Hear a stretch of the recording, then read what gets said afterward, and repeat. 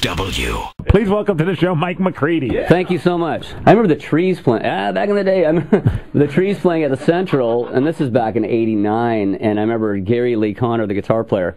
There's about 25 people there. We were all up at the front row, and he jumps over all of us, and he's a big guy, top of us, and landed on his back and continued to solo. And I was like, okay, this is crazy. But it was certainly very exciting because prior to that, nothing was going on, musically and in terms of being places to be able to play and stuff like that. So. Wow. It's an amazing thing, Mike, because we were talking yesterday, because KISW is celebrating their 40th anniversary, and I grew up in Boston, and the station that I listened to that was the rock station, BCN, is no longer there. They went dark, and they changed it to another format. Right. And rock stations around the country are not doing that well compared to what we are, and I do believe it's the fact is like, well, Seattle created a sound. How many places can say they created a sound, a genre, if you will, of music, right. Which is why I think it's so strong here. What do you think is wrong with rock that it's having a hard time in this country? What do you think is missing that maybe you guys definitely had going back when it was all starting? I don't know if anything's missing. It's just like things come in waves. It's like whatever's popular now will not be popular in 6 months, and then I feel like rock will always have some sort of resurgence. Like you said, KSW has been around for 40 years, and I've listened to the majority of that since I kind of grew up here. And happy birthday to you guys. Thank you very much. We're still younger than you. I know. Ouch. Ouch. I come in for this kind of punishment. Let's not forget the baby brother, too, celebrating 20 years. It's Pearl Jam. Yeah, there we go. That's crazy. Those guys. Yeah, those little guys. I hear those guys. I mean, those guys got something going for them. They're almost legal to drink. I think one more year. Yeah. Wow, 20 years. 20 years. I'm sure there's stuff that's bubbling out there that's happening that's going to recharge rock. I don't know what that is yet, but I mean, I like that new Strokes record a lot, but I just...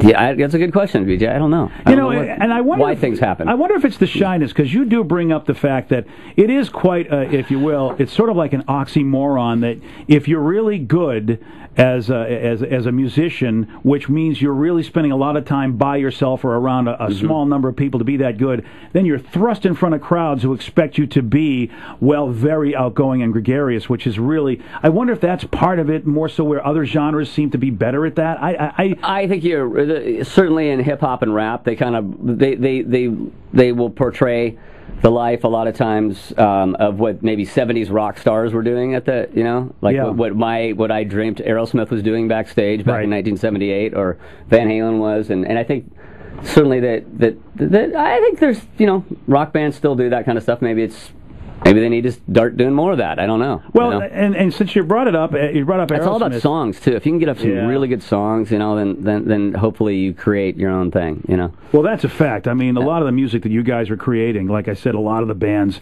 back then were creating did touch people. I mean, that was good music, good lyrics, good music. Mm-hmm. I mean, it really reached people as opposed to, hey, we're going to just try to sell an album and hopefully it's catchy. Yeah. Well, I mean, it's partially because of the weather up here. We're inside all the time.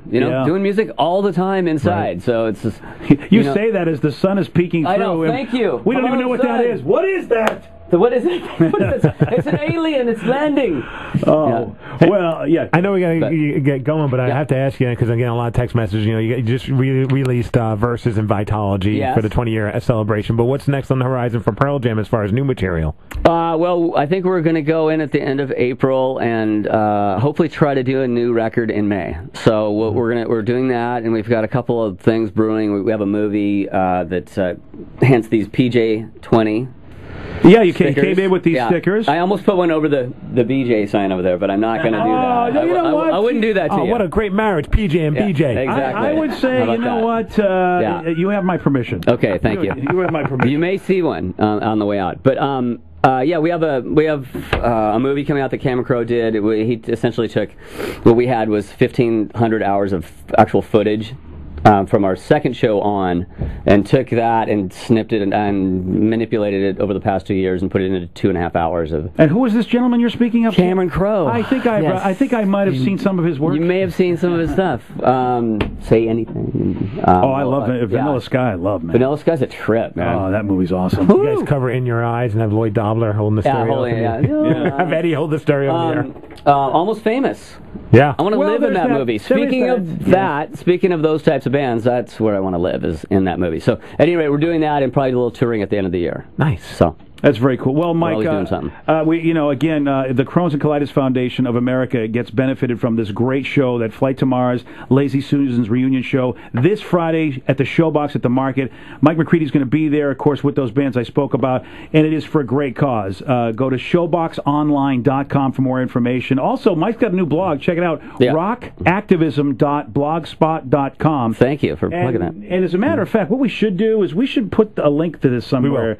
On my site. That way people can always check it out, and and then they go, hey, let me see what Mike's doing. Great. And also, I'm going to be playing a couple acoustic numbers with one of my favorite singers, Brad Sensel, who's a band called TKO long time ago, and he'll be coming out for that too, and a band called Buckets of Rain, which are really good. So it's going to be a fun night, and we'll have auctions and all sorts of stuff. And I think we're selling pretty well. And come on down. It's good it's for kids that have Crohn's, a camp for them to go to this year, and for a woman named Jennifer Jaff who does advocacy for patients, who is a lawyer who helps kids with chronic diseases get insurance. The BJ Shea Morning Experience on 99.9 KISW.